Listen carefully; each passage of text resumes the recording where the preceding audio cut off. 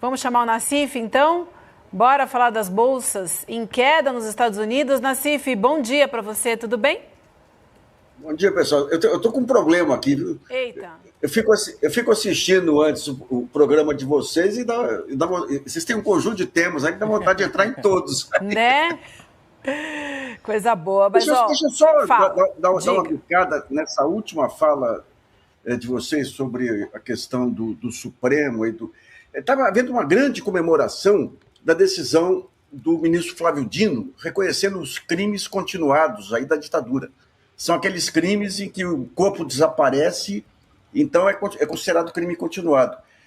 Não significou avanço nenhum na luta para penalização aí dos torturadores. Isso aí é algo que vem. O próprio Ministério Público trabalha há 10, 12 anos aí.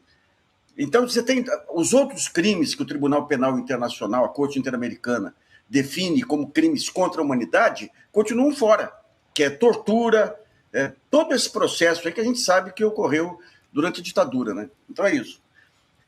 Bom, em relação ao ditador de lá, o que está acontecendo nos Estados Unidos é o seguinte: você pega um sujeito que, de repente, ele se considera um megalomaníaco, é um João Dória lá dos Estados Unidos, que se associa a um outro megalomaníaco, que é o Elon Musk.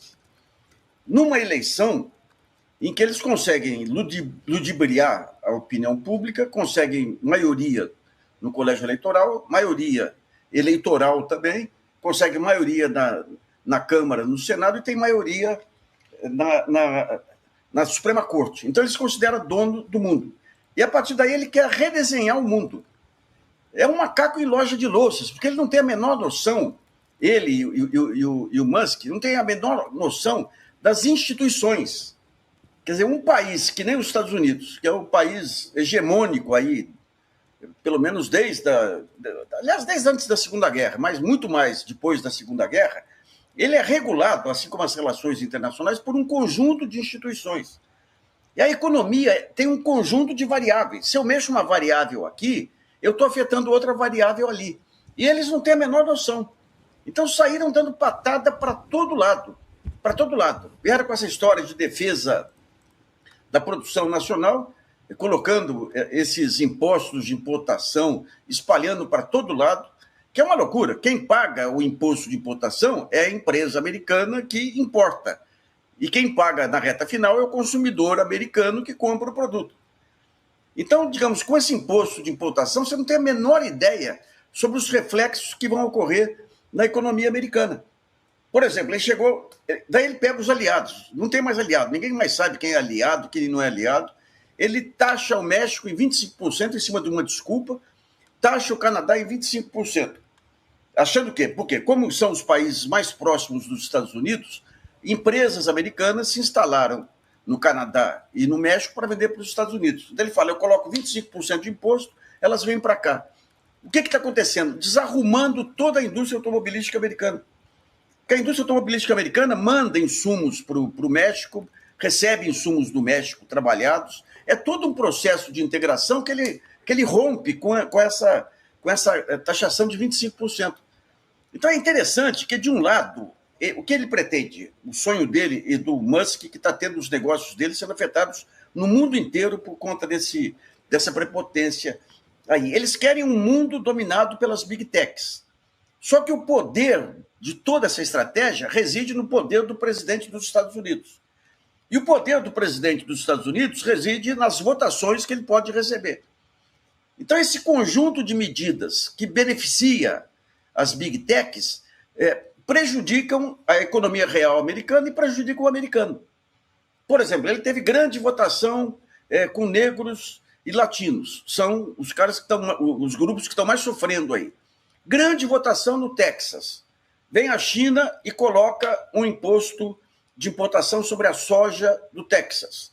Vem o México, a mão de obra que ajuda a colher a safra do Texas vem do México. Não pode mais migração. O México é comprador de soja do Texas. Vai impor um imposto de importação em represália. Então, é o Estado que dá o maior apoio a ele. Então, vai ser interessante, porque a gente vai ter agora, no segundo uma segunda votação, uma votação intermediária daqui a 2 anos, que provavelmente vai tirar o poder dele. Um outro engano é supor que, tendo uma corte, uma Suprema Corte conservadora, vai endossar todos os atos dele. É só pegar o Brasil. Durante toda a década de 10, o Supremo Tribunal Federal foi conspirador, ele foi contra a Constituição. Tirou direitos adquiridos, mexeu no conceito de empresa pública, convalidou a prisão do Lula, tirou o Lula das eleições de 2018, convalidou o impeachment, fez tudo isso. Daí apareceu a grande ameaça, que era quem? Bolsonaro. Daí mudou tudo. Então, o que vai acontecer aí vai ser, em breve, aí, uma reação em cadeia aí das diversas forças americanas contra o bufão Trump aí, e o bufão Musk também. Você pega o Musk, com essa onipotência dele, ele foi contra o Carlos Slim, que é o sujeito da telefonia do México. O Slim é o maior parceiro da empresa aí de internet do próprio Musk. Você pega as vendas do Tesla desabando na Europa por conta das posições do Musk. Pega o X, ontem saiu do ar por conta das declarações do Musk.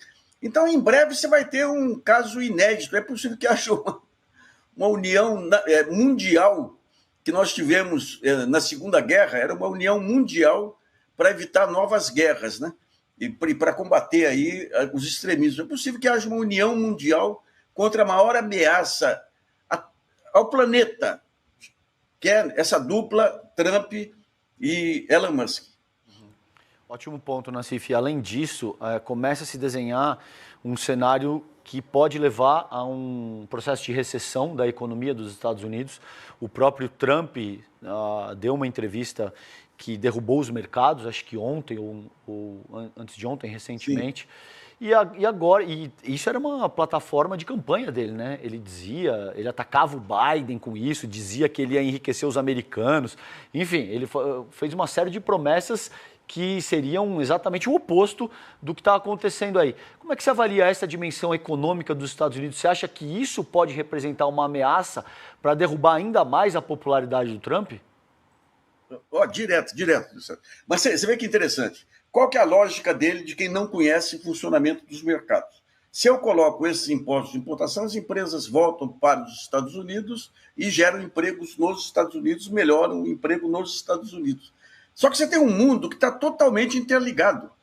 As redes globais de insumos aí estão integralmente ligadas. Então, quando ele coloca esse imposto de importação, afeta a produção das próprias empresas americanas, que dependem desses insumos para os seus produtos. Aumenta preço. Muita gente fala, né, o Biden perdeu por conta da inflação. Não perdeu nada, perdeu porque não tinha um projeto de país aí. E o Trump ganhou com essa ideia a volta dos Estados Unidos branco e grande e tudo aí. Mas isso aí vai afetar diretamente. E daí ele tem gastos, ele está querendo cortar gastos. Por exemplo, você pega um outro ponto aí. Ele tira o apoio à OTAN, deixa a Europa na mão. O que vai acontecer com a Europa? A Europa, até agora, desde a Segunda Guerra, dependendo defensivamente dos Estados Unidos, assim como o Japão. E essa dependência, os Estados Unidos têm tropas na Europa, tem tropas no Japão, teoricamente, para defendê-los de inimigos externos aí. Isso tirou toda a autonomia política da Europa e do Japão. O que vai acontecer agora? A Europa vai se constituir agora num terceiro polo. Aumentaram as verbas aí para segurança, o que é perigoso. Essa questão da guerra nuclear aí fica mais próxima aí com essa loucura, mas ela está fazendo agora investimentos em inovação e tecnologia, sabendo que não está mais debaixo do guarda-chuva dos Estados Unidos. Então é uma nova ordem que vem aí. Você pega a Rússia, ele faz aceno para a Rússia, achando que a Rússia vai sair da parceria com a China. Você acha que a Rússia pode apostar todas as fichas num sujeito tão instável que nem o Trump e numa política tão instável que nem a americana? Então você vê, ontem você tinha operações de guerra, de ensaios de guerra aí entre Rússia e China. Então você vai ter um fortalecimento do grupo da China, a Europa aparecendo como uma nova alternativa, os Estados Unidos se isolando dos seus aliados mais tradicionais possíveis. E daí tem coisa interessante. Aí, se você, a troco de que os Estados Unidos falam invadir Groenlândia e invadir o Canadá. Daí entra o futurismo do Musk. O Carlos Nobre, que é o maior climatologista brasileiro, matou a charada. Por que eles são contra toda forma de controle ambiental e são a favor de ocupar a Groenlândia e ocupar o Canadá? Porque com o degelo vão se formar novas rotas de trânsito de navios, que vão ser superiores até ao Canal do Panamá. E eles já querem, e minerais também, minérios aí que estão no fundo do mar, ocultos por esse gelo aí. Então, fazendo, digamos, indo a favor, digamos, da degradação ambiental, você vai ter aceleração do degelo lá e eles vão poder tentar tomar conta de territórios ricos em minérios, além de ser passagem para navios. Agora você vê, é um cara que o plano do Musk aí, com os satélites dele, com os lançamentos dele, que são mais eficientes que os da NASA, né? Aquele negócio dos filmes de ficção americanos. Eles querem construir um novo mundo aí, num outro planeta, e deixar a Terra que exploda. Só que a Terra, por enquanto, tem gente, tem eleitores nos Estados Unidos, né?